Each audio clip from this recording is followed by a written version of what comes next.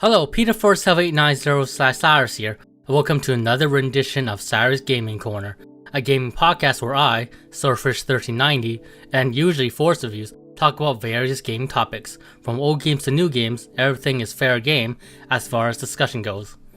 And for today's episode, Force is still out on his business trip, so it's only me and Sword. How's your evening, Sword? Doing pretty good. Hopefully we'll have the trio again soon, though. Yeah. So for today's topic, we're going to talk about Tales of Arise in more depth, since we did reference it in a past episode, I think, for a bit. But yeah, we talked about it briefly, but yeah. So Tales of Arise. Tales of Arise is the latest Tales game to have come out at the time of this recording, I think. Oh wait, the latest mainline console game. I do think one of the mobile games came out in Japan. I think maybe. It's like Cristeria or something like that. No. That's not that one. That came out like a year ago, and it already closed down. Oh, gotcha. That one had a pretty interesting concept and story too. It could be worth getting around to. Yeah, you can't get around to it anymore. It's or what would have rather, yeah. Yeah. So, Tales of Arise. I think the reception to Tales of Arise is pretty surprising, at least to me. Honestly, I'm still shocked by the fact that it actually won RPG of the Year. I'm not gonna lie. The day I see a Tales game win Game of the Year, I thought that would never happen. Just winning RPG of the Year is just surreal. Honestly, as soon as I saw it on there, I was like, what? I had to do a double take. But so, Tales of Arise, I think, does a lot of things good. Generally speaking, I think it has, a very beautiful world and overall art style. The combat system is really addicting. It's probably one of the best combat systems in the series. The character design is just nuts, at least for the main cast of characters. And even, in the best possible way, though, too. Yeah, best possible ways. And the antagonists are coolly designed, too. Especially, the contrast between Elfin and Voron. Total opposites from each other, even in just their design alone too, which is pretty cool. I think the world building is pretty interesting too, in terms of setting the dynamic between Rena and Danah. Actually, it is a very slight bit of a callback to other Tales games in the sense that I mean most a lot of the Tales games have this concept of two worlds in it, like Symphonia with Tethala and Silverant. Abyss kind of with the upper world and the Cliff Off. Yeah. Xillia, it's directly two worlds with Rizamaxia and Rizamaxia and Olympius, right? Olympius, yeah. Even Graces had one too, but it actually wasn't until later in the game. Yeah, Foldra, and basically I forgot what the world on Tears of Graces F is called. It's been a while. But it's basically like a satellite planet. Mm-hmm. The only one that doesn't have it is probably Vesperia. Mm-hmm. And also Zestiria. And Zestiria? And Berseria by that. Yeah, by extension. Yeah. Mm-hmm. But I do like how they handle the theme of the oppression, because how the Renans are much more technologically advanced, and there's also a reveal near the end of the game that I thought completely flips the dynamic upside its head too. I think when you find out. I think how the game tells its story between the oppressed and what it means to be free is pretty interesting. In terms it tells different type of oppression throughout each arc in the game. It handles all of its themes with it's really mature and down to earth, and some of the elements to the story really kind of disturbing. For example, in the second realm that you go to, they the Renans were coercing the Danans to rat other Danans out. Yeah. For food or something like that, and then the ones that they ratted out would become slaves for that realm's lord or something like that. It was stuff like that. I think it's really well done. Yeah, but he's sent to the lighthouse to basically do labor. pretty much until they die here. That's like the most like straightforward form of oppression you see is like in the first realm, where you basically just see people like the Renans just slaving over the Danans in hard labor. That's the most kind of like straightforward one, the most basic one. But then the other realms start to delve into more like some really interesting themes. Like Dohalim's realm too, I thought was really interesting because that's the third one you go to, and that's the only realm where you go there and everything's completely peaceful. Like it's completely peaceful on the outset. Mm-hmm. Like there's more of a sinister plot beneath the shadows, but as far as everyone is concerned, like the Renans and Danans are actually like on good terms. They're getting along, and it's like when all you've seen is like death and destruction beforehand. Like when you visit that realm for the first time, you're totally caught off guard. Yeah, but then you do see like in that realm that like for a good amount of the people that you see that's important, you do see they are still chained down by something, even though it does seem peaceful. Yeah, it's not quite as what it seems. And then the fourth realm, it sort of tries to subvert what we've seen in the third realm, which subverts the subversion, kind of, which is kind of funny. But it does it in a really interesting way in that, well, I guess we can talk about it later when we talk more in depth about the story. And then the fifth realm is something, alright. It's definitely one of the most I'd say it's the creepiest one. I think it's the best word I can use to describe it. And then when you get to Legatus, I think Lenegus. Oh, Lenegus, yeah. When you get to Lenegus, the game subverts what you already think of the themes of oppression, really, overall, and apply it to a group of people that you didn't really expect. But and it's around that time where you find out about that like subversion between, like I mentioned before, there's that big twist about the truth about the Danans and Renans and how it completely alters the relationship and dynamic between the two. I thought it was really interesting. But I think overall the story, why I don't think is as good as Berseria. I do think it's really, really interesting, and the themes it tells is really interesting, and how those themes manifest in the stories you see in Arise is pretty good. Yeah, I definitely think it's one of the stronger stories in the series for sure, and I think that it weaves together kind of like an overarching story too with the arcs between the realms, and how it manages to like tie everything together really well, and then it all comes together like really nicely, and it ends up just being a pretty engaging story overall. And in terms of characters, I would say it is interesting how the characters function in duos in Tales of Arise in terms of development. I mean, like, they do support each other in very interesting ways to most of the other party members, but you do see like most of the development is concentrated in duos with Shion, Elfin, Rinwell and Law, and Kisawara and Dohalim. Yeah, it's kind of like set up in pairs. Like, not that the characters all don't interact with each other, but their most prominent relationships with each other is like with one other character. Yeah.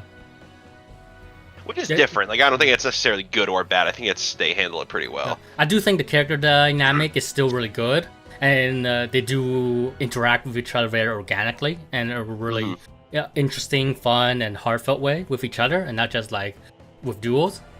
But I will say, like, you do see a pattern in the dual relationship between certain characters, especially highlighted near the ending, where you get the usual talk before the main battle begins, the final battle begins. Right, yeah, there was always that classic like night before the final battle. Yeah, the music I think is pretty decent. I do wish we had Goshina for it, but it is what it is. I know. Oh man, if he composed even a fraction of it, it would be glorious. Yeah. Like, I would probably just... like. No, go ahead. In terms of presentation, I'd probably say this feels like the biggest Tales game. For sure. Not only in the cinematography or story presentation, also in how they do battle system in terms of the boost strikes and boost attacks. Especially, seriously, they're so flashy and elaborate, and they're always satisfying to pull off. Yeah, And I think like the animation overall is feels pretty satisfying and bombastic in this game, which really does help with the overall feel of this game being this big, this grandiose, game. Yeah, this grandiose game. It definitely feels like it's like a really big budget Tales game, and you know, you could tell they put all their resources into it. And hey, they at least moved to a new combat engine or graphical engine. 4 games, but they finally did it. Yeah, but I guess we should talk about each aspect of the game now, rather than just generally. Visuals. This game is very, very pretty. It honestly is, like, yeah. I mean, I only played it on PS4, so I can't even imagine like how great it looks on PS5. But like, for example, I think one of the standout points to me in terms of graphics, especially compared to like the past Tales games, like Xillia and Berseria in particular, whereas the environments feel so handcrafted compared to like those other games where the maps are all palette swapped and feel the same. I think like each main area, like traversal area that you go through, feels incredibly handcrafted and unique to each other. Like certain areas, I even get kind of like Xenoblade vibes, especially with the Menancia, the third realm, where it's like that grassy plain area.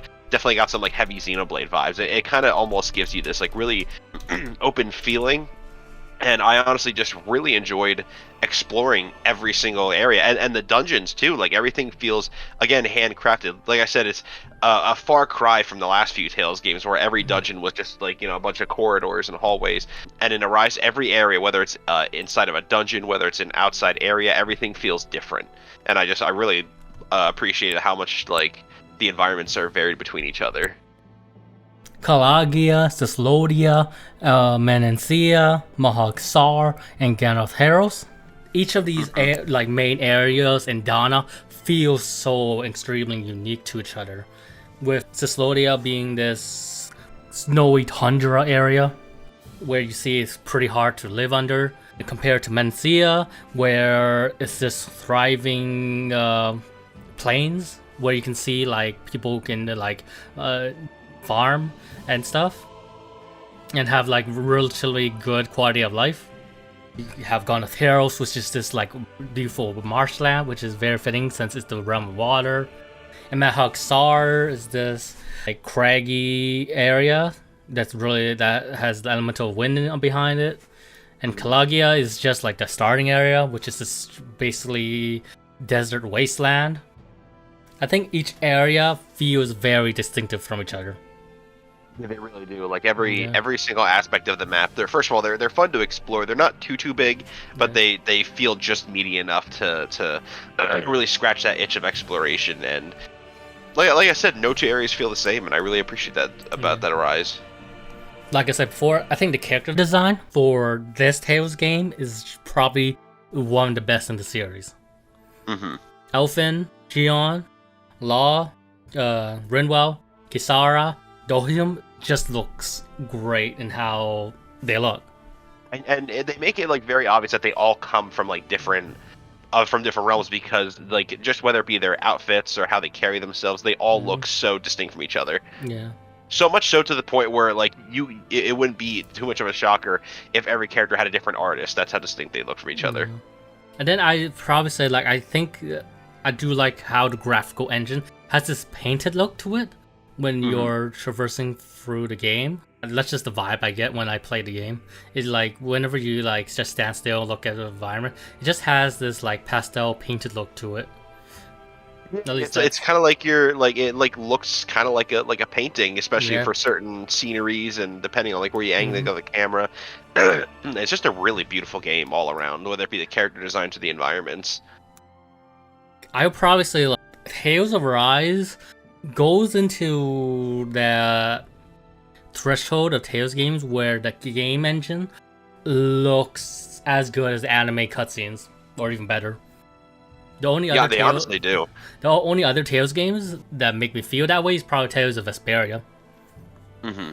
But then this is like Tales of Rise comparing to Ufotable, compared to Oh, Tales of Vesperia comparing to which anime studio did Tales games before?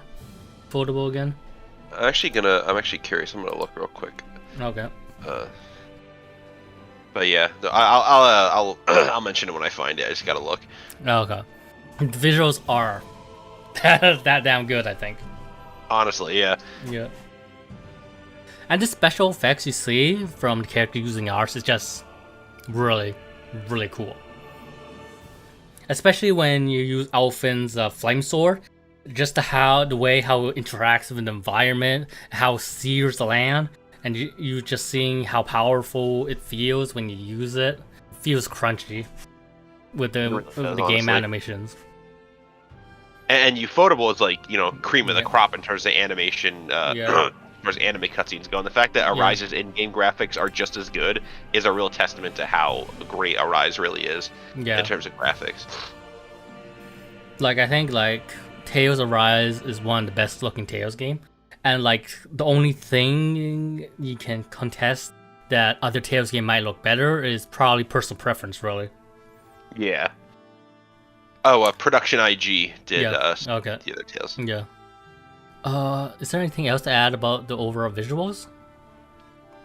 I don't really think so, to be honest. I think we covered everything. I mean, aside from the fact that the combat animations and particle effects and mystic arts and things like that, they're all really flashy. Wait. Mystic arts.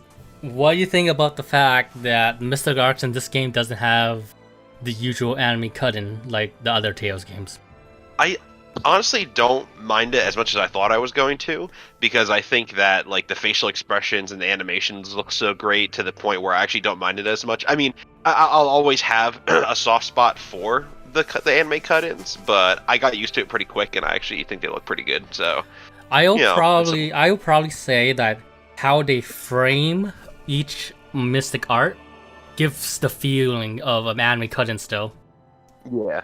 Yeah, honestly, it feels indistinguishable. Like the framing and keyframes you see the mystic arts have. When you just see the overall flow of each mystic art, you do feel like there is anime cut-in, the feel of it, even though there is none. Because for each character mystic arts, they do have a unique pose they do, where it sort of cuts in to the character, which just give off the effect of an anime cut-in, which is cool, I think. And it's different and it's interesting, and I really didn't mind it. I actually think it has its own interesting appeal, honestly. Yeah. I think. Wait. Yeah. You go ahead before.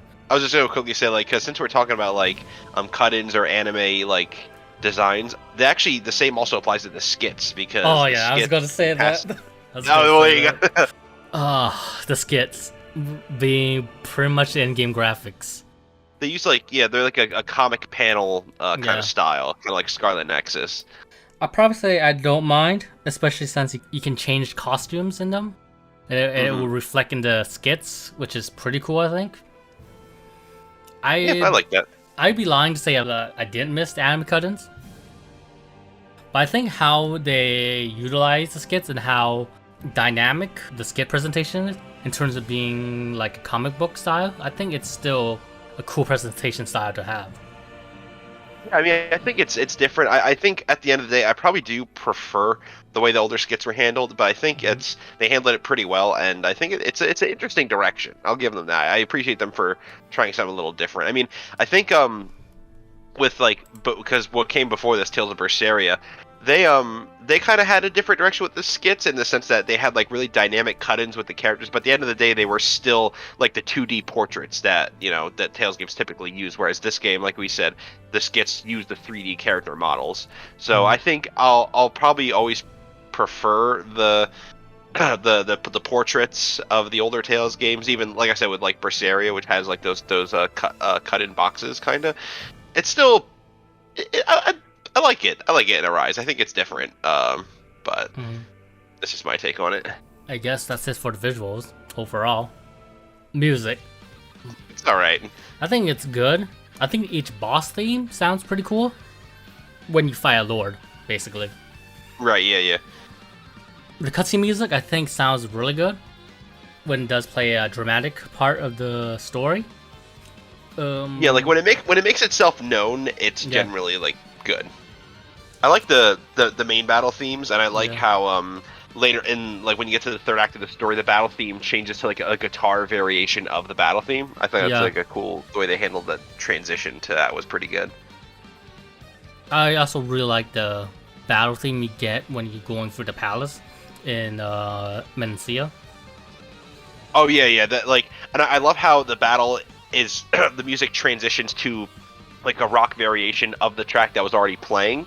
Yeah. And like it'll play the song, you'll get into a fight, and it'll keep playing the song, but it'll have like more instruments on it and make it more of a rock variation. And then once you finish the battle, then it goes back to normal. And I really that track in particular, like whatever that song was, the palace, Dohalim's palace, like that track really is really good. Mm-hmm. In terms of the overall theme, I think Calagia and Soslodia is probably the best sounding out of the two. Mencia sounds like Mencia's. Yeah, Mencia's sounds. It's the most relaxing of the 5 overall themes, I think.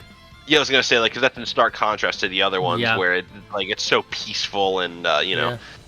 I think it's a good. Mahaksar has this more melancholy overall music, which really fits. And in Gun of Heroes, I can't remember Gun of Heroes music actually.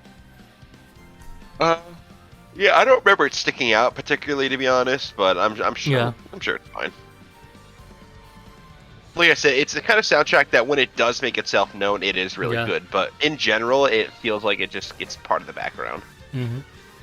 Although I think a track I really love though is it's not Menancia itself; it's the city. I forgot what the name, what it was called, Vicente or something like that. That track it's really beautiful. It's one of my favorite town musics in the game. Vicente? Yeah, that's the one. Mm-hmm. Voice acting. I think it's really good. It's really, really good. Honestly, there's nothing more to add. Like I mean, we like the direction is good. They got talented voice cast. I mean, although some I really like, though I will say the voice acting is I actually didn't recognize some of these voice actors. Like I know who does Alphen, Xion, and Law. I know those voice actors. They've been in other Tales games too. But Kisara, Rinwell, and Dohalim, I don't think I've ever heard them before in other works, and they honestly they deserve more work. They were really talented. Gee, I wonder who voices Law. It will forever be a mystery. Don't worry. Let me just play the Sword Art Online DLC. Probably never figure it out. Talk about a fucking funny casting right there. But yeah, it's really good. I don't really have much else to say, honestly. Like, I just think like each voice actor does a really great job with the characters in this game. Mm-hmm. Like almost every character gets a stand-up moment with a very emotional scene in the game, I think. Yeah, the voice acting and direction is like really believable, and it's it's really well directed, and it's really good. Story. We just talk about the story somewhat before, and that we really do like it in terms of being a story revolving around oppression and what it means to be free. We said before, Calagia is like the most basic form of oppression you see ever. It's basically just got big bad guy and everyone's a slave and not really a whole lot else to it. I guess the theme of it isn't nearly as like not thought provoking per se, but not more, as like... it's more like introducing the world, the power dynamic between the Renans and Danans. Yeah, it's more like setup basically. Yeah. Cyslodia is where it gets a bit more interesting, where you see, like Sword says, there's this power dynamic between the Renans and Danans where the Danans have to rat out each other and betray each other so that they don't get betrayed themselves and get thrown into the lighthouse to do hard labor to basically gather energy for the crown Master contest. Core, for the crown contest and Master Core. Oh yeah, the crown contest and Master Core. I guess we should talk about that. Like you mentioned it briefly. Yeah, the crown contest is basically this contest between all 5 lords. Whoever gains the most energy basically becomes the sovereign And how to get the energy is through getting the people of Danah who are equipped with these like cores in their hands, where whenever they expend energy, that energy is converted into mana, basically. I think, right? Yeah, something like that. Something like to mana, which then gets transferred to the master core. I think it's like a reference, like how the core is like the X spheres, kind of. Yeah, that's what I was saying before too. Yeah, like everyone has like it's embedded into their hands, and you know. Mm-hmm. But yeah, going back to Cyslodia, I think it's interesting how like you see the main foreign impression is just like people betraying each other. And they don't know who to trust, and they're worried about, and then they'll rat people out before they themselves get betrayed, and it's really disturbing, and they're really well done. And then you see how like the Lord has been one of the like the leader of the resistance members all along, which really does fit into that theme of betrayal that Cyslodia has been emanating when you first go into it, especially with Law and his father. And then that relationship development there between Law and his father, I thought was like really was really touching too. But yeah, Cyslodia was definitely like one of the better, like more interesting arcs in the game too, I thought. Can we talk about Zephyr for a bit? Yeah. I like Zephyr. I think is like when you first see him, you know that he's probably not gonna last the game. But he's such a cool character. I mean, like when I first started the game, I knew he wasn't gonna last only because he wasn't in your menu screen. You couldn't equip him or anything. I was like, yeah, he's a guest party member, isn't he? And then I was right. But but despite him having a short appearance, they managed to leave like a long-lasting impact too. He is such. He says like he's like a really effective mentor character for Elfin. About him questioning what it means to be a slave, what it means to be free. And it's like due to his guidance that like Elfin doesn't have like a totally negative opinion of Rena and Danah's, because like Zephyr's ultimate goal, being the resistance leader, isn't really to kill all the Renans. It's just to be free. Yeah, he managed to like really infringe that ideology into Alphen, and that's why Alphen's a little bit more not optimistic per se, but he's a little bit more hopeful, and that helps him want to like achieve liberation for each of the realms too. Yeah. And then you get an interesting arc with the theme betrayal in this game, in this part of the story, which is paint Ganabelt, which is the lord of this game, to be a real bastard. Which get into like interesting battle between Ganabelt and the rest of the party, and then Law joins, and then he wants to like Zephyr dies in Cyslodia, unfortunately. But then which gets Law to join you to get revenge. I probably say they could have done this a bit better in terms of Law getting his revenge, but not feeling as fulfilled as he expected to be. Because like this plot point comes later on into Mahagzar. In terms and it's a controversial moment, to be sure. Especially because like the way it was handled in Cyslodia, like it felt like Law felt good about it. Yeah, that's what it seemed like. And then we get to Menancia, which is the point of the story where you see the Renans and Danans' power dynamic is very different in Menancia. Because when you first arrive on there, you see like Renans and Danans are cooperating with each other. The game even gets you to explore the town around to see how the everyday's lives of the people are in Menancia, and see how different it is compared to Cyslodia and Kalagia.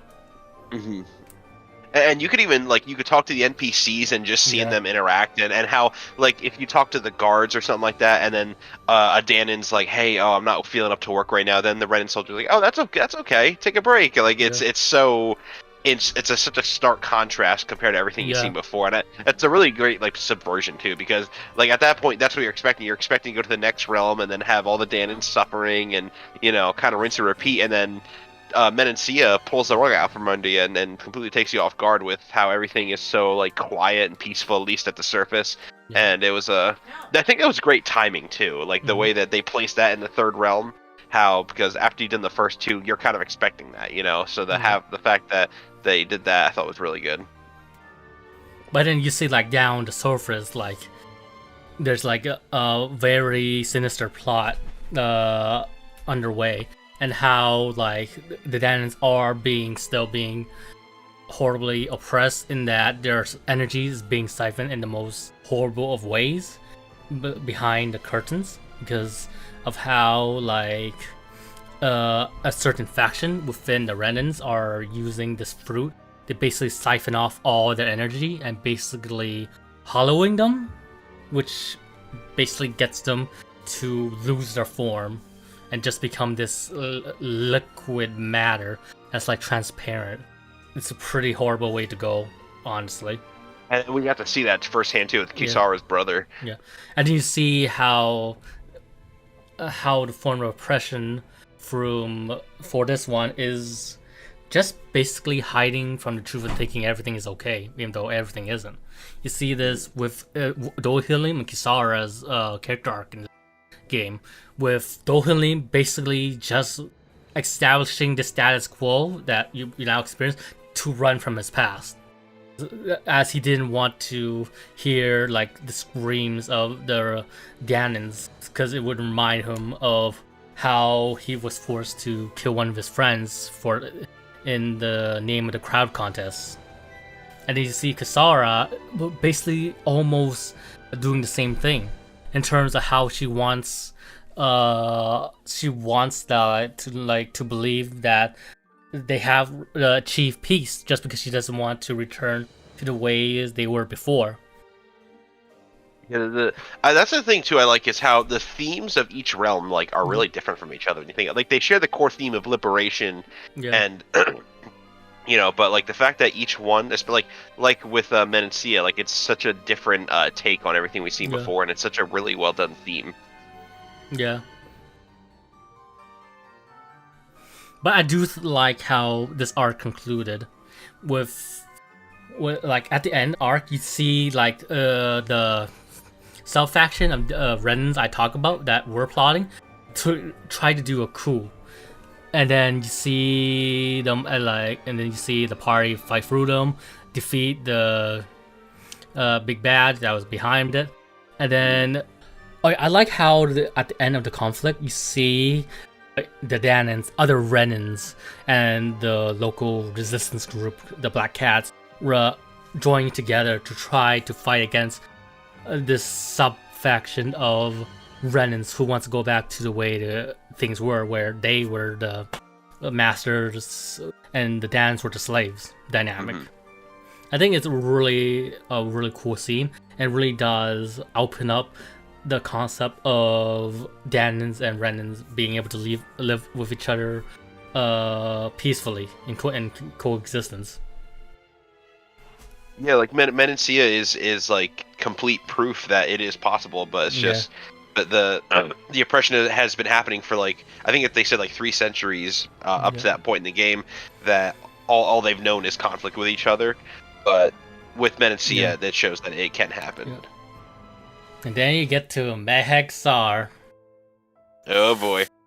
Where it has like a totally different power dynamic, and that it's the Danan who has the advantage, or it seems like it, where they pretty much kicked out the Renans out, and they're basically just searching for the Lord of the realm. But they do it in a way that is very detrimental to the people. They basically blew themselves up in order to take the Renans out.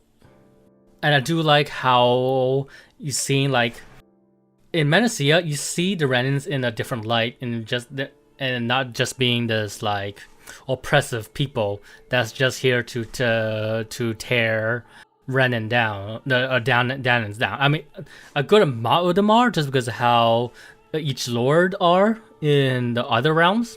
But like Menacia does give you a good idea of how, at the end of the day, the Renans are people. Yeah, they do a good job of humanizing them Yeah. and showing that they're not just these monsters. Yeah. If Menacia was to humanize the Renans, Mahasar is to show you that not all Danans are good people. And that they can be just as, if not more, corrupt, too. Yeah. That's another thing that flips the script, too. Yeah. You see this in Danah, which is the leader of the Blackwings, I think? Yeah, the Darkwings. Mm-hmm. Yeah, the Darkwings, yeah. Ooh, what Darkwings. A trio of clowns from another Tales game. Yeah. But yeah, it is really interesting how they vilify Danah as being this pretty much equivalent of a lord in this realm, just because of how he's kind of like power hungry. He's pretty much a tyrant. Yeah, and he's really no better than Ganabelt and the other guy. He's no better than Ganabelt and Balsov when you get down to it, in terms of how they were tyrants too.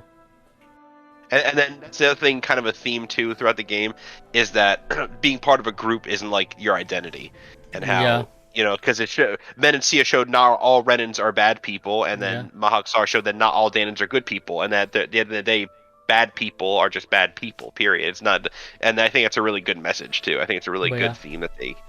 You have this conversation with Dan just because of how much of an asshole he is, and how he can't comprehend the concept of Danans being friends with Renans. Basically, the entire story around this arc is just finding the lord of this realm, which is Amadria, yeah. I do like how when you do get to see her the first time, or how it looks like she's gonna be burned at the stake like a witch. Like the expressions you see makes it seem like she might not be a bad lord. Just because, like... Yeah, the way she's pleading with them, saying, oh, don't let hatred consume you and stuff like that, and then it makes you kind of second-guess, you're like, is she... I started to think that she was actually good the whole time, and that it was Deadeye who kind of portrayed her in, like, this bad light, that way everyone turned against her. But then the game subverts that expectation, and then she's the worst of them all. she actually might be the worst of all the lords, like the most evil. You know the fruit we were talking about, which basically slowly but surely drains all Danans of their mana? Yeah. It came from her. And she basically applied it to most of the people in the realm, where they would horrify completely if their emotions run rampant. Which is what happens when she got them to go to a frenzy, or supposed execution. And then she ends up basically massacring almost all of Mahak-Sar. Yeah. Like most of the people that were being riled up. Like the only ones that were spared were the people not at the execution.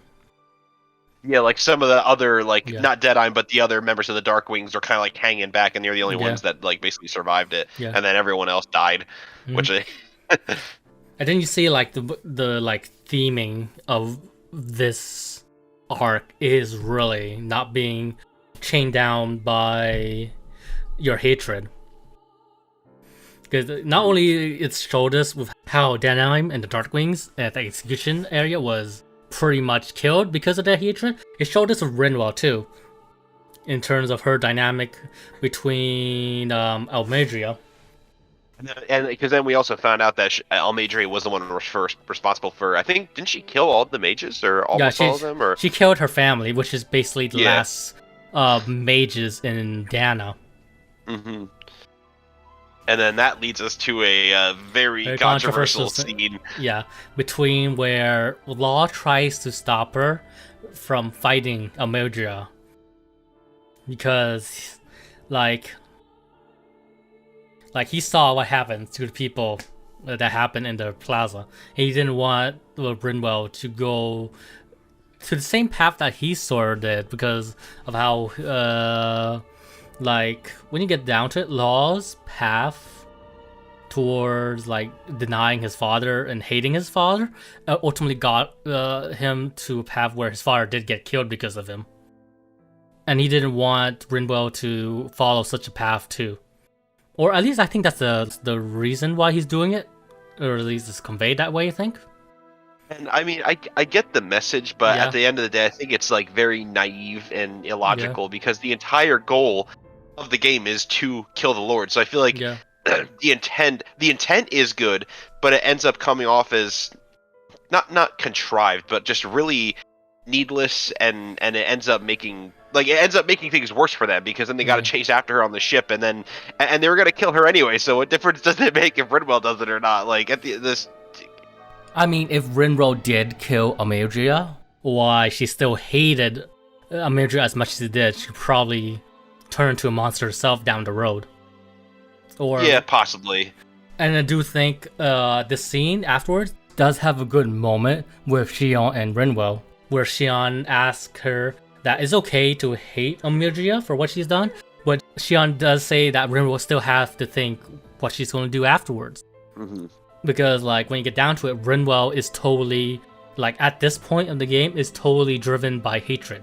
Hatred of the Renans who oppress the people of Danah, but mostly hatred of Amelia. Like it's all that's driving her. But what's going to happen when she does get her vengeance? So like I think the game's overall message, the mini message, her in this arc is to be able to move beyond hatred, or at least try to live a decent life, not letting hatred dictates your actions. Yeah, I mean it's a good message. I get they were going for. I just think that the execution kind of left a little to be desired. And I will say though that the final scene with Almeidrea on the ship with Volron was really satisfying. Yeah. Because that's kind of the turning point in the story too. Because then Volron kidnaps Xion on the ship, and then Alphen's mask, the rest of Alphen's mask comes off, and that's when we start learning some interesting details about him. Yeah, Alphen has overall been this character who's been like a very understanding individual, who's very like down to earth, very friendly, but he's very passionate about liberation, basically. Yeah, he's very kind-hearted, and he's got to, But then you see, once he regains his memory, you see that his own hands is stained with blood too, due to what he's done in his past. And then you have this mini arc where he questions if he's even worthy of going on like this. Though I thought it could have been a bit better executed. Wait, which part exactly? Where he questions himself. Oh, like from his past, you mean? Kind of like that? Yeah. With the ceremony, right? Yeah. I mean, I think it's done okay enough, but I thought it would had more major impact. Yeah, I mean, cool in theory, like cool in concept. Yeah. I think it has things going for it. Yeah. You don't really get to see the main film impression with the 5th round until you get into the city, where it's completely empty. And like, what the heck? Where's all the people? So yeah, it's like total ghost town. Everyone's been like indoctrinated, and they're basically like zombies in a way. And it's like the ultimate form of oppression, because not only are the Danans totally zombies, the Renans too. Just basically everyone is like... They're completely under Volron's control, basically. Because of the physical and emotional abuse that he committed to make them basically obey him no matter what. To the point where they have sacrificed their lives willy-nilly just to power his master core. And then you get like a really, really sad and interesting scene with Xion. And then see just how like vulnerable of a character she really is. Yeah, because up to that point, she's been like really tough and cold, and the fact that they do a good job of kind of like opening her up, and she like really softens as a character. Mm-hmm. And then you basically go through the entire palace to fight Voron. And Voron and Elfin's relationship is interesting in that they're basically inverse of each other. Yeah, they're like exact opposites, basically. Yeah. And you know, some people describe him as Sephiroth when the trailer first came in. And I think that's kind of like an apt description for him. Especially in terms of design, like I will admit I can see it now that I'm thinking about it. Like he's a pretty apt description of Voron's character in terms of being this antagonistic force that feels very threatening whenever you do meet him. But I do think like the rivalry between Alphen and Voron, like it is interesting, but like Sephiroth, he doesn't have much of a Much of a presence, I guess. Not that his presence is still felt whenever he is on there. It's just that he doesn't have much screen time. Yeah, well, yeah, that's kind of what I meant in the sense that it feels like he's in the background more often than he's on screen. Like most of his depth as a character is more on inferring his character through just learning more about him through external sources, like in research papers and stuff like that, rather than a direct confrontation with the character itself. Like he's more interesting on paper, I think the best way is to describe it. Like he's more interesting, like if you describe him outwardly between like his relationship with Alphen and him being like another sovereign and all that stuff, that all sounds cool, but in the game itself it's more like you're more told than shown, really. But I think it is interesting how you can infer a lot of his depth through the party members learning about the truth about the sovereign and the ceremony that happened like 300 years ago, what his role is in it, and how he's basically the inverse of Alphen, in that Alphen, he's always been a character about liberation, about freeing the oppressed, about learning about what it means to be free, but also being able to not let his oppression basically change him for the worse. He basically was able to move on through it, not only from where he was freed in Kalagia, but also in comforting his past of having murdered all the people that he did due to the failed ceremony. While Voron is a character that's totally a slave to how he was raised in terms of being an oppressed lab rat to the Renans, and how like his ultimate form of oppression is just him lashing out, like how he himself is still not freed, just because like his actions are basically the result of him not being able to move on from what happened to him. At least I think so. That's what I got. Like they did make him a bit more sympathetic than the other lords for sure. Like he definitely felt more humanized, I wouldn't say sympathetic. I would say or more so like I would say you understand him more. Yeah, that's what I meant. Like understanding of why he does what he does. Like not that it's justified, but you get it. You know, that kind of. But yeah, like I think he's interesting and being a complete foil to Alphen. In that, it's just too bad we didn't get more. Like if Alphen wasn't able to move beyond his like negative experiences, he probably would have been sort of like Voron. Yeah, he like would have became him at some point, really. And then I think a little bit of a slight missed opportunity in the sense that in terms of screen time, but overall he is like he has potential, and he is a fairly good character for what we got. You know, I think that's the best way I can describe it. And then at the end of it, where you got all the massacres, you see like the Red Woman being officially introduced in the game. Yeah, and that was something it's kind of funny because like you see her in every realm, but they are super sneaky about it. Like she's never in the center of the screen. She's always like in the background. No one acknowledges her. And honestly, I like missed her. Like when they saw when I saw her show up after they got all the massacres, I'm like, wait, who is this? But like when you like if you see the scenes with the lords, you can see her in the background. Yeah, you see her there, but like I said, they're really sneaky about it. Like the game or the camera pays no actual direct attention to her, and it's, I mean, it's clever, sure, but like I said, like when I saw her when she was like officially introduced, I'm like, I don't know who this is. And then the second opening of the place. Which that's actually pretty cool for a Tales game because from that point forward, every time you load your save, that's the opening you see. Yeah.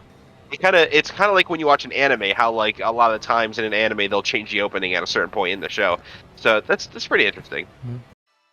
And then the rest of the game is just trying to figure out what's behind the Red Woman and what they're trying to plan, and basically dealing with them, and then finding out like who's the real mastermind behind the entire crowd ceremony and why Danah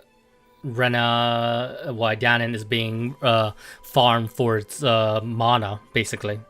He ends up going like way deeper than initially appears, and I think a lot of the revelations near the end of the game I thought really put a different perspective on everything that you've seen up to that point. And then when you get to Lenegis, I think it's really interesting how you're seeing like how the power dynamic between the Renans and Danans, where you saw the Renans were masters of their own world, they're actually aren't. When you see how the society actually works when you get to Lenegis, where you see like in their own way they're oppressed as well, where their society is completely dominant on basically how good you are at magic, and how they split among themselves due to how good you are at magic and manipulating mana and stuff like that. And it's like innate too, because if a Renan is born with like poor magical ability, then there's really nothing they can do. They're at the bottom of the barrel. And they don't even have the freedom to choose how they want to live their lives as well. It shows you that Renans are corrupt against each other too. Yeah. It shows you that even the Renans are somewhat oppressed themselves in a sense, due to their like hierarchical society. And how like that whole part in Lenegis completely recontextualizes how you view the Renans. I think, and then you see how the Renans themselves, despite having a higher quality in life, are so enraptured with the sovereign that they don't even think about them. They don't even think for themselves. Yeah, they're like to a lesser extent compared to like they're almost kind of like zombies in a way too. They just seem like off when you talk to them. They just seem not quite like right, if that's the best way I can describe it. Yeah, but like I think overall the themes of liberation and oppression in this game is really done well in terms of how they tell each different type of oppression and what it means to be free. And it's a theme that's like really consistent throughout the game, and it always manages to execute it well, I think. I think the overall story in each arc is interesting too. And they do a good job of tying to each other too. It doesn't feel like it doesn't feel like the game meanders too. And then we get to the ending, which is a bit confusing when you first go through it. Yeah, like something I did want to mention before though is it's after Lenegis, like you're on that ship with those like machines, whatever they're called. And this is actually ties to what I was saying before about like that revelation between Renans and Danans, and how you learn that they're actually like the same, basically. Like it's actually interesting because like Renans, as we know, as we've seen them before, are essentially Danans, but that have been modified. Yeah, that's the thing. And how the people that were modified were basically mages, like Rinwell's people, family. And that's the reason why Danah, like natural-born Danah, doesn't have like more mage families within them. Just because like the actual Renans, which is Red Women, have abducted them in order to make a labor force that would like be manipulated into doing what they wanted. And that's the thing that I think is great, is that it shows that's what I was talking about, how that also recontextualizes how you view the dynamic between the two, because at the end of the day they're the same, and then but it has that theme of oppression, but then you find out that they're not different. Want to talk about ending now? Yeah. Honestly, it's weird because I think that the pacing throughout the course of the entire game was silky smooth, and that third act, I know that weirdly enough, it seems like the third act of the story has gotten some kind of like flack from some people online, at least that I've seen. People are like think it goes off the rails. I don't agree with that at all. I think everything was built up really well, and everything was foreshadowed, and nothing fell out of place. But the problem with the ending, and when I say ending, I'm talking the ending, like after the final boss, it feels like it's wrapped up so quickly. And I'm still not sure what exactly like even happened. I'm gonna be honest. Like you sort of given like a clue what happened in terms of like you basically fight the manifestation of Rena, the actual planet, at the ending, and then like through Rinwell, she finds out like how Rena has been trying to fuse with Danah, And then at the ending, it's just basically that, but it doesn't really like. There's no dialogue at the ending, cutscene. No, it's weird because like they get off Rena, and then the credits roll, and then that's it. There's no dialogue after like. No, so I'm like, what's gonna happen? Like, are the Renans and Danans gonna work together, or like I'm like, what's gonna happen? I don't understand. You do like you do see it's a happy ending. Yeah. Like I think it is still satisfying in terms of, like the character journey you take, just because you see at the ending how Xion is cured of her affliction, which we'll talk about later when we're talking about actual characters, and how she's actually able to touch the people that she loves now. And then I do think the credit does a really good job of making it feel like a satisfying journey, a satisfying ending for each character, just for the credit pictures. Yeah, and it gives you like little stuff to kind of chew on, I guess. But at the end of the day, like it's not nearly what I was, kind of hoping for. I think the best way to describe the ending is rushed. To me, that's the best way I can describe it. Okay, let's talk about characters now. So what do you think of the characters, Sor? I do like this cast overall. I will say it's not quite my favorite cast in the series compared to like if you look at some of the recent ones, like Berseria, I think, for example, has absolutely one of the best casts in the franchise, as well as like Abyss, Vesperia. Like and his franchise littered with amazing casts.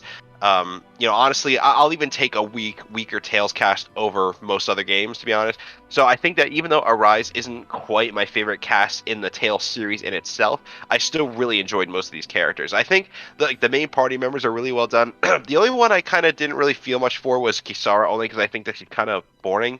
But all the other characters bounce off each other really well. The dynamics and the dialogue sound natural. And overall, yeah, I really like this cast. Like, I think Xion is probably my favorite character in the sense that she, like I said before, she starts off like super rough and cold, and she's kind of in it for herself. She doesn't really care about anything or anyone. And then having the cracks on her shell, so to speak, start to open up, and seeing her softer side of her. I do like how her main affliction I was talking about is that anyone who touches her basically gets hurt really badly via lightning damage. And I think it is interesting how they make Xion feel believable in terms of how a character that is afflicted with an ailment that makes nobody to be able to be near her to exist in this game. And she saw like her thorns as like a curse. Yeah. Because she couldn't be near anyone, and no one wanted to be around her, and then she was basically like kind of a lab rat too for her thorns. And I do think it's interesting how like her character journey throughout this game, as you see like where the only person that can actually touch her is Alphen, and that's because he doesn't have any sense of pain, at least at the start of the game. And then you see how that initial dynamic is able to basically get her to actually feel like to have a bond of sorts, where before she didn't even know what it means to have like friends and stuff, just because everybody avoided her just because they didn't want to get hurt by her thorns. I do think like the romance between Alphen and Xion is really well done. Yeah, honestly, like I can't remember the last time we actually had a proper romance in a Tales game, and the fact that it takes like center stage, and it's a really, really slow burn, but the fact that it's so gradual and it feels organic and natural, and I believe that they fell for each other like that. I believe it, and their chemistry is so it's so perfect. It's such a really well done like romance between the two characters. Yeah. I do think Rinro's relationship with Xion is also a really interesting point, in that these are two individuals that didn't really stand each other at the start of the game. And this is reflected on the on-field skits, where you see them just basically sassing each other. But then you see like how Xion grows as a character in terms of actually letting people into her life and being able to form an actual relationship with them. And you see how that growth even helps Rinro grow as a person, as it is through Xion's interaction that gets Rinro to think about her hatred and ultimately her future.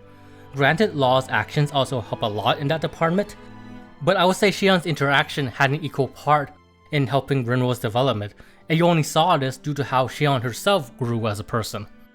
I think a really interesting part of Shion's character is that you don't know what her ultimate goal is at the start. You essentially think that she's ultimately have an extremely selfish goal just based of how standoffish she is and how cold she is and how she seems to be only out for herself at the start. Because they make it clear that despite her wanting to kill the lords, it's not that she's like a Danah sympathizer. She clearly has an ulterior motive right from the start, and it has nothing to do with liberating Danans. Yeah, she basically still saw Danans as lower class people, just because that's how she was raised. It's only through her interactions with Alphen, Rinwell, Law to some degree, and Dohalim and Kisar that she's able to see them as just ordinary people. Yeah, like equals, basically. She doesn't see them as subhuman. Yeah. But it's interesting because you basically think this is like a personal vendetta against the Lord.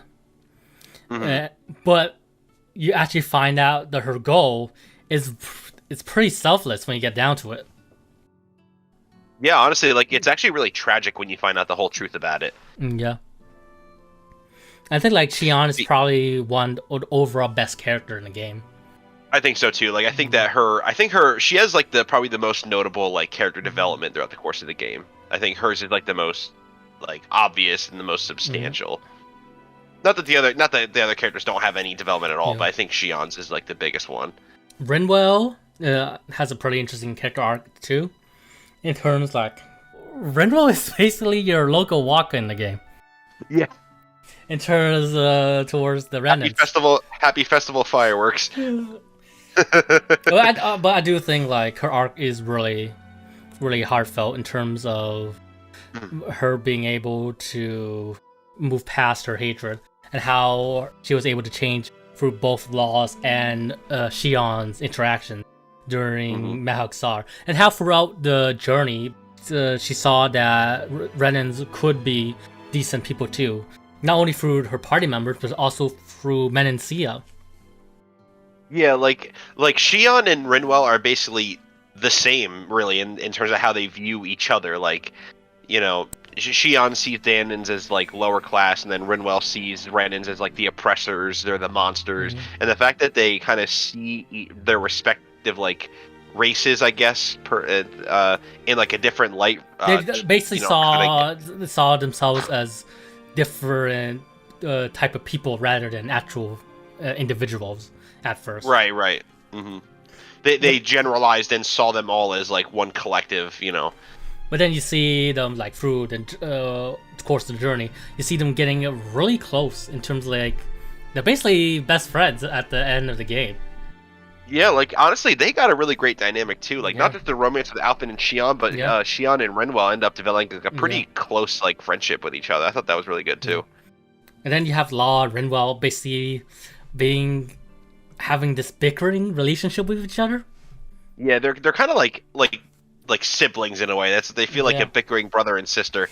And Law is like, I feel like he's a really simple character in the game. Yeah, he probably has like the least depth, but I still found him enjoyable. I think he's the very obvious comic relief of the game, but I still thought he added some good energy to the cast.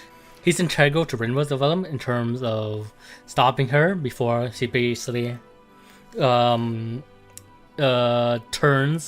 into Amidria, kind of, in terms of she was basically driven by her hatred, and he wanted to stop that.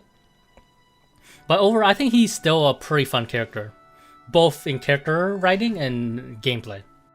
Yeah, he overall I like Law. I think he's a good character overall, despite being simple. And then we have Kisara. I would say like most of her interesting development happens in Menancia. Yeah, I mean after that, I feel like she kind of fades into the background. Like after that, I feel like she's basically the rock of the party in terms of guiding each party member into their respective paths. Along with Alphen, but yeah, and like she has her moments, but overall, I didn't find her like I just thought she was kind of, I guess, boring. Like, I didn't really feel like she had quite, like, a whole lot of personality compared to the other characters. I feel like I was mostly invested in her arc, well, like you said, during Menancia. Like, I feel like that was, like, when I was most invested, but after that, I feel like she kind of, like, fades in the background. I probably liken her to Yuri from Vesperia, in terms of how Yuri is used to develop other characters in Vesperia. Once you get past her initial arc. I don't think that's a bad thing. I think that's good. And she's basically, that makes her stand out among the rest of the party, where most of the party have some lingering issues to work out throughout the course of the game. And it's good to have this this mother-like figure to basically guide you within these characters' trying times, I think. Yeah, she definitely like does her role well at the end of the day. Like she manages to help the characters grow past their initial. And then we have Dohalim, which I think is a really interesting character in that you would expect his arc to end after Menancia, in terms of him no longer running away from his past and confronting it. But you see throughout the game how he doesn't have any self-value anymore as a person, and how he's committed to the cause, but he doesn't see any value to his life, basically. Yeah, like, that's the thing. He does grow. It takes a while for him to actually, like, fully develop his arc. It's like you said, his arc doesn't stop after Menancia. Like, there's actually it's kind of gradual. The same with Shion. Yeah, it's very gradual, where it reaches its like crescendo during Lenegis, where he's confronted with by his friend, who hates him because of how he killed her fiance, and how like this is where his sense of value is questioned, and how the party tries to show him that his life does have value, and how he needs to live on for the future, not for the people of the past. I think it's a really strong scene, especially cool with how Kasara is basically telling him this, with how her own brother was killed for Dohalim. Yeah, honestly, at the end of the day, I think Dohalim definitely ranks as one of my favorite characters in the game. I think. And I like how he's the most noble of the characters in terms of his mannerisms and his like attitude being very upper classish, which is an interesting clash between the rest of the characters, but hasn't really known that lifestyle. Yeah, he really only hears about what the Dans have gone through the other party members. Like he not only has he not been through it, he also, like, his realm is peaceful. So he doesn't know what the Danans in the other realms have gone through, and he sees firsthand in like Mahag-Sar, and he hears it through Rinwell about everything that they've gone through. So that actually puts like a different perspective for him too. But yeah, I think as a character, he's interesting. It's pretty interesting. I probably won't say I like him as much as Shion, but I'd probably say he's like the third or fourth favorite character in the game. Like, he has a really interesting dynamic between all the Danans in the group, just because he's basically the most normal Renan you got in the party, because Shion still been isolated for the rest of her life as a Renan just because of her thorns. And like I said, he does have an interesting arc of trying to find value in his life, just because he found himself taking the lives of so many people, and how he doesn't feel like he's worth that sacrifice, and how he basically doesn't have self-value until like he gets a talking to from the rest of the party of how he should live for the future because of those sacrifices, and not just sacrifice himself because of the sins he's committed. And he like owns up to it too. Like he realizes like his goals weren't as exactly as noble as they thought, and he even he has like a good redemption too. Yeah, like basically Dohalim's entire arc in Menancia was that he didn't want to confront his past of having to kill his friend because he was forced to in the crowd contest. But then he's confronted that at the end of Menancia. But even after confronting that, he didn't feel any value in his life because of how many people did die for his sake, essentially. Yeah, because like the like Menancia was peaceful because of fairly selfish reasons too. Like it wasn't really specifically not that he's still not like a bad person. Like I mean, the rest of the party did say that despite his selfish reasons, Menancia was still peaceful still as a result, and he should take pride in that. Yeah, like that's basically what they were saying. Like the intent behind it really doesn't matter. Everyone was still getting along and coexisting well. Yeah. And I think that's all the characters in the main party, right? So yeah, we covered everyone. Oh wait, Elfin. Yeah, the main character. We didn't talk about him. I think we did talk about him a bit earlier, though. Yeah, briefly. But. So I guess what's your thoughts on Elfin then? He's a pretty good character overall. Yeah. I think he's very mature for like, especially for a Tales main character in the sense that something I noticed like in the very beginning of the game is that he's very humble. And like he'll apologize when he does something wrong, he'll admit when he's wrong, and he's just overall like a very thoughtful character. And I like that. Like, it's pretty clear that he's an adult and he acts like an adult, and I really appreciate. And overall, he's like like I said, he's like a mature character, and he's got a good head on his shoulders. He's kind-hearted, but he's also not afraid to get his hands dirty when the situation calls for it. And overall, like he's not quite one of my favorite Tales main characters of all time. Like I still give Luke and Velvet like the cream of the crop as far as Tales main characters go, and also like probably Yuri too, honestly. But overall, I like Alphen. I think he's a solid lead overall. Yeah. I don't think he has like as much development as like Shion does or even Dohalim. He does grow. Like I'm not saying he's like a static character, but I don't think he has like the arc that a couple of the other characters do. Yeah, like I probably say the same.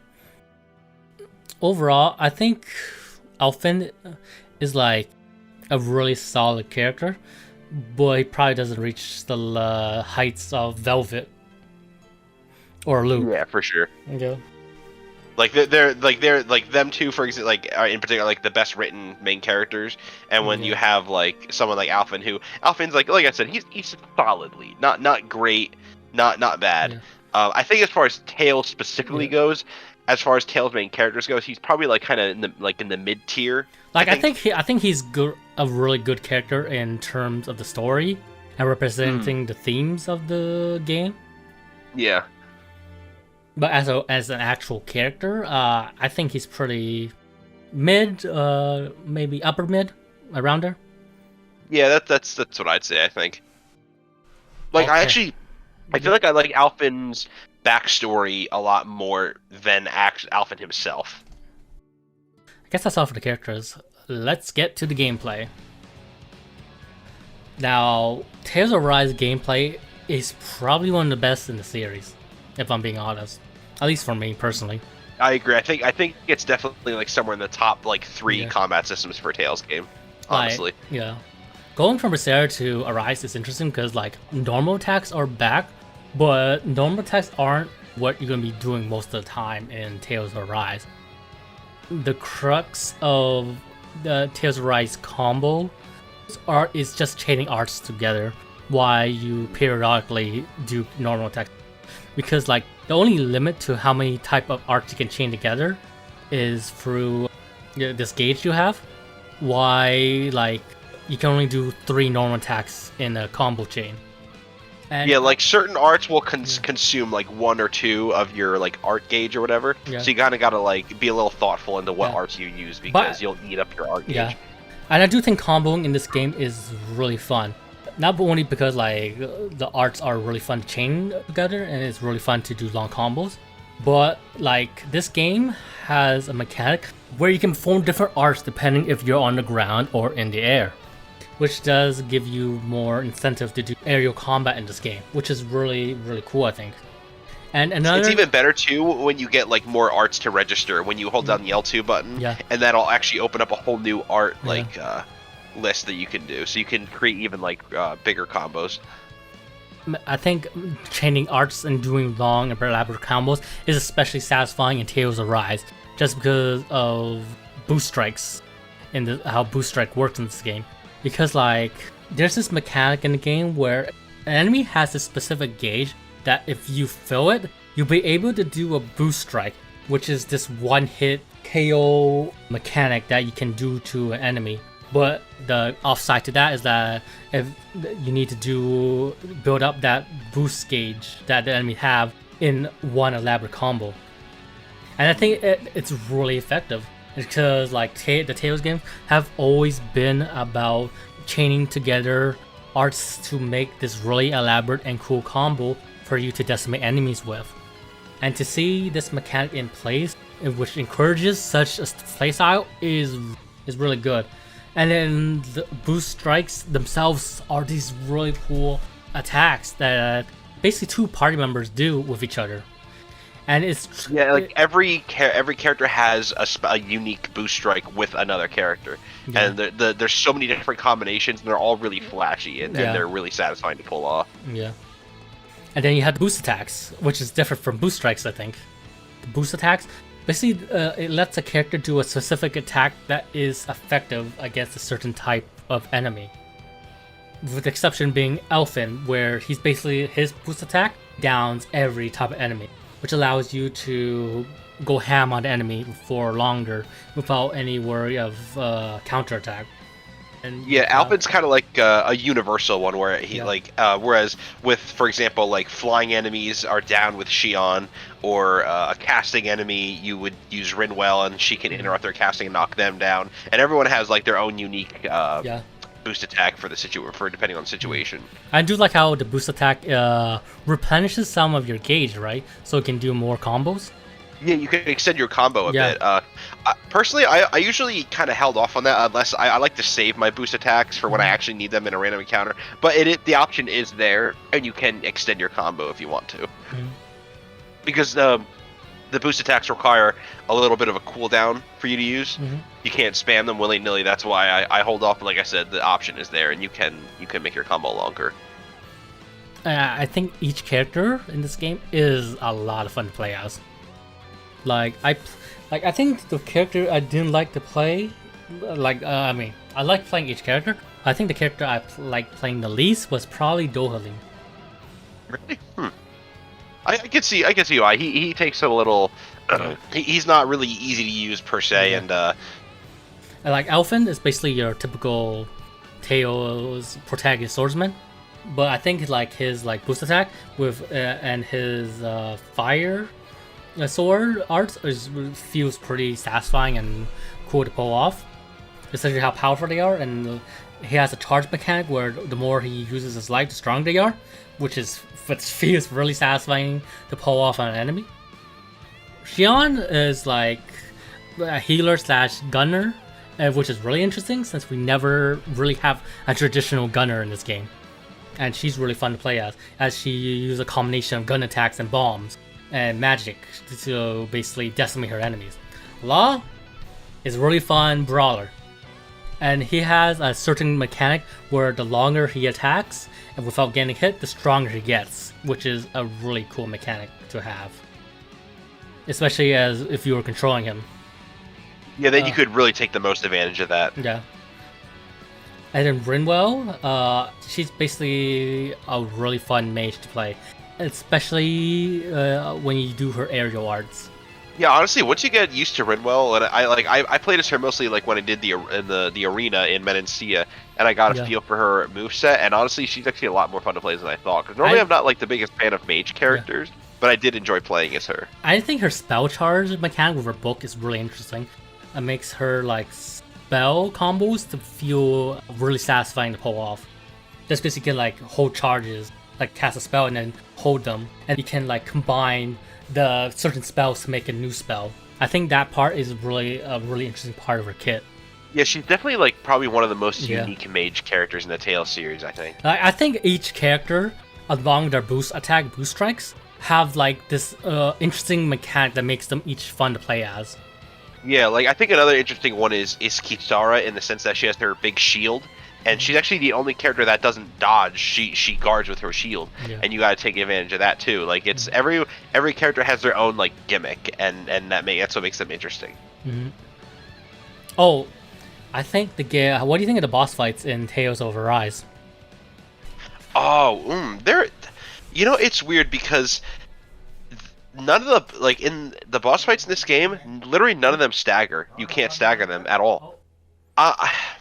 Maybe it's just me. I'm not really the biggest fan of that, only because it's like it feels like a one-way street in the sense that the enemies aren't playing. The boss isn't playing by the rules, and you are. Like I get not wanting to make them stagger all the time because otherwise it'd be too easy. But the fact that you'll dish out so many hits at them and they'll just keep walking at you with like nothing, it just feels kind of not. For lack of a better word, I'm just gonna say cheap. For lack of a better word, in the sense that like they don't stagger and you do, so it's like they have the upper hand just by default and not through any fault of the player. Like I don't have much problem in this game not being staggerable, unlike in Tales of Xillia, just because in Xillia it just feels like random when they become unstaggerable. Why in Tales of Arise it's a constant rule that they're not really staggerable. So then you make I understand that, and then you just basically change your game plan to contest with that, and you can see the game is very much designed around unstaggerable bosses. Especially like Elfin is like the main tool you use against these bosses, just because it allows you to attack them longer. And another thing is like Tales of Arise, you can see there's a lot of emphasis on dodging. Yeah, like about as much emphasis as like Graces did, because Graces had emphasis on blocking and dodging, and Arise definitely, especially considering the fact that you have that counterattack where if you dodge like at the right timing, you can counterattack with them too. So yeah, there's definitely a heavy emphasis on it. I don't really have much problem with bosses being unstaggerable, since like the game is designed around that. It does work for what it's worth. It's just, I think it's really just a matter of like and I think the bosses are really interesting in terms of how these bosses have multiple phases to them. I think that's really cool. I like how each boss feels unique in how they're fought. Yeah, like the bosses are kind of like the areas, like the maps, in the sense that no two bosses are the same. Yeah, like I feel like each boss like feels like their own individual being in terms of how you fight them and how you like progress through their boss fight. Like every time you get into a new boss fight, you actually gotta like kind of study their patterns a little bit, and they're not just big meat shields for you to take down. You actually gotta like be conscientious of how you fight them. Yeah.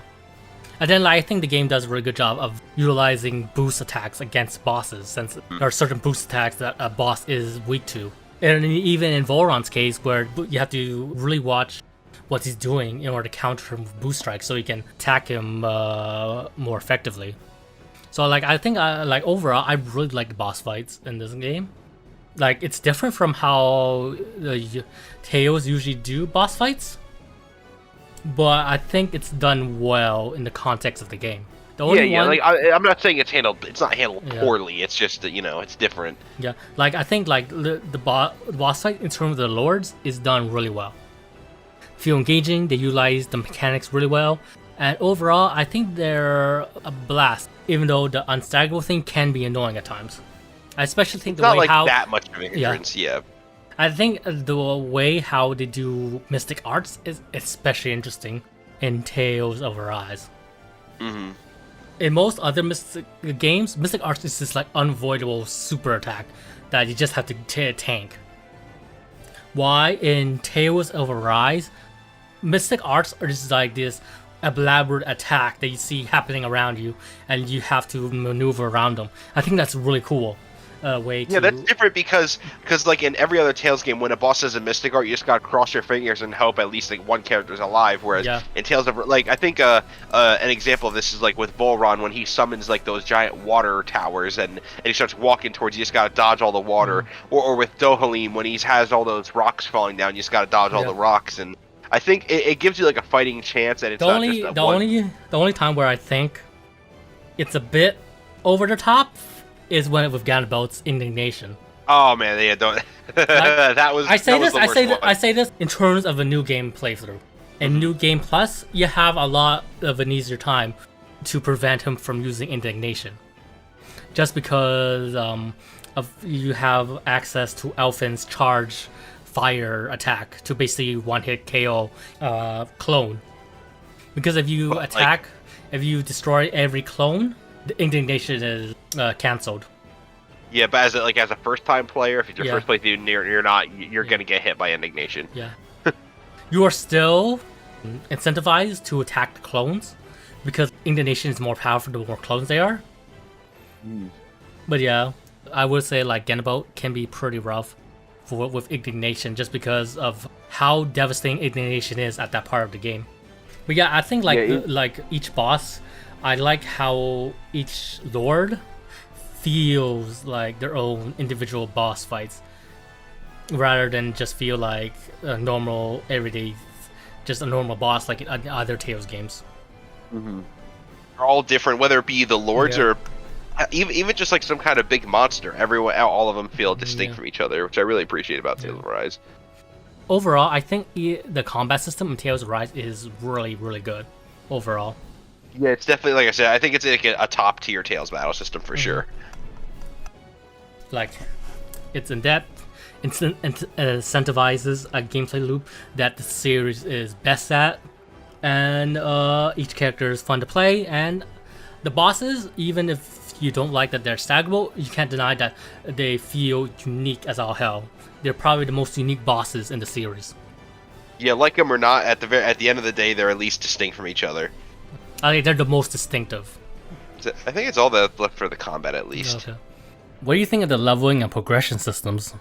I think it's pretty good. It's basically a variation of the title system from Graces. It's not quite the same, but it's a variation of it. Yeah. And it's cool because a lot of them you'll acquire just throughout the story, but there's other ones you got to like have some kind of prerequisite. Like for Alphen, it's like, oh, complete this quest, or for Rinwell, it's like find a certain number of owls or in the world, and that'll unlock certain titles. Or for Kisara, like, oh, catch this fish type, and then that'll get her a title. So there is like kind of freedom in how you develop your characters, and I do like how a lot of them are optional, and you gotta kind of got to go out of your way. They're not that hard to get, honestly. Like you'll manage to get all of them in your first playthrough if you play your cards right and just do all the content. But I do like how you actually had to work a little bit to get them, and I liked how you get skill points to pour into the titles, and you get arts, passive skills. It's a pretty good system. It's pretty simple, but it's good. I think it's one of the better ones.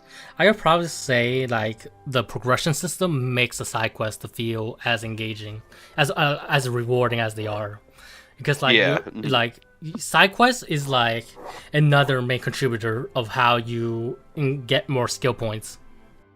Yeah, because like the skill points you get from battles isn't really all that much, and the bulk of them will be from the side quests. Yeah. Which does make them rewarding. And the fact that you actually acquire titles from them too gives you even more incentive to do them. I do like the side quests too, for the most part. Yeah, some of them are kind of typical fetch quests, but others have some kind of like little story. I think most of them does build upon the world of Danah. Yeah. And Rena. And some of them are amusing too. Like you have that one culinary guy who's always having Alpha make food for him, and things like that. Like you got there's some pretty good side quests overall. I think they're fairly decent for the most part, with only a couple kind of stinkers here and there. Oh yeah, what do you think of like? I know that we already said the combat, but what do you think of like the boss specific boost strikes where see the character confronting the boss in this cool way? I really like them because they do a great job of integrating the story into the boss fight, and it like adds an extra layer of depth in that you're not just fighting the next lord. It actually there is some kind of like I do like in it too. I do like how each lord has like specific dynamic with a certain character in each fight. Yeah. Like with Balsef, it's basically Elfin and Shion. Ganabelt is with Law. Amadria with Rinwell. I was going to say Dohalin with Kisara. Because you fight Oh, Dohalin. yeah, that's right, too. Right. Midria with Rinwell, and it's a really satisfying boost strike attack. And Probably then, the best one, honestly. Yeah, and then Voron is really cool in terms of how the entire party just hindering him and attacking him. And then you have, and then at the end where Elfin finishes him off by using both of his swords is cool as all heck. Honestly, it really is. Yeah, I feel like Tales of Rise, like we said, does a really good job with the game's overall presentation, both in the story, in the world building, and in the combat. Like everything, like it all comes together like in a really, it's really seamless. Everything, Yeah. the way they and like like with the quick time events, I the way that they managed to integrate the conflict of the story into the boss battle like that, I think is really a really nice touch. Yeah. Is there anything else to talk about Tales of Rise? Nothing that comes to mind, to be honest. Oh wait, in terms of overall content, I think this game, like, it's not the most content rich. That'd probably be Vesperia. But I like think... this isn't a game that you're gonna play for like 150 hours or anything like that. I did play for 100 hours to get the platinum though. Although I mean like in a single playthrough. I did just one playthrough and I got 91% of the trophies. Okay. And then and there's not like there's a good amount of side quests, but there's not like a whole lot. There's only like 70 side quests in the game, and you could do them all like as long as you accept them as you go. You know, there's little things like that. You could do the arena. You could do, you know, you got your ranch. You got fishing. There's definitely enough content that I felt satisfied. I didn't feel like the game was too small. I felt like there was just enough. Okay. It has like the story content is it's a good length, and I think like it has enough post game content for you to feel satisfied. Yeah, like even at the like when you do the post game, there you could do like a gauntlet of boss battles against the lords again, and it's like that was pretty cool. So yeah, there's definitely a good amount of content for sure. Like you'll get your money's worth. Like the main story is pretty long too, but as long with the side content on top of it, yeah. And if you're wondering what's the cameo battle in this game, I would just say it's themed around Tales of Zestiria and a bit of Tales of Exilia too. Yeah, that's right. Pretty cool crossovers, to be honest. But yeah, I think that's all really. Overall, Tales of Rise is an amazing Tales game, I think. And I think it was worth the wait between it releasing and Tales of Berseria. They went a bit of a hiatus, but honestly, the wait really was worth it. We definitely got the Tales game. I mean, at least I think we got the Tales game that we've been waiting for. Yeah, like you can tell, like the devs did really spend all their time and passion in Tales of Rise. And like the fact that we got a whole new engine from the ground up and everything like that, and overall, I would say like Tales of Rise is probably like my third favorite Tales game right now. That's where I rank it too, exactly, actually, funnily enough. I guess that's all for today, really. Yeah, I think we covered just about everything. Overall, I pretty much share the same thoughts. Like, I think Tales of Rise is definitely one of the best Tales games by a mile. It succeeds in pretty much almost everything it does, really. Like, great story, endearing characters, awesome combat. It's just a really top-notch game as all an around. overall, as an overall package, I think it's a really well done Tales game. For sure. Like, there are certain parts where I think other Tales games are stronger at. Like, I think Berseria has better characters. I think, like, the combat is pretty on par with Xillia 2. But, like, an overall package, it's an extremely strong game in the series. It's like, everything's, like, very polished, and there's really not a whole lot to, like, pick at, honestly. Well, that's our thoughts on Tales of Rise, essentially. This is Peter47890/Sirus signing off. Take care, everyone.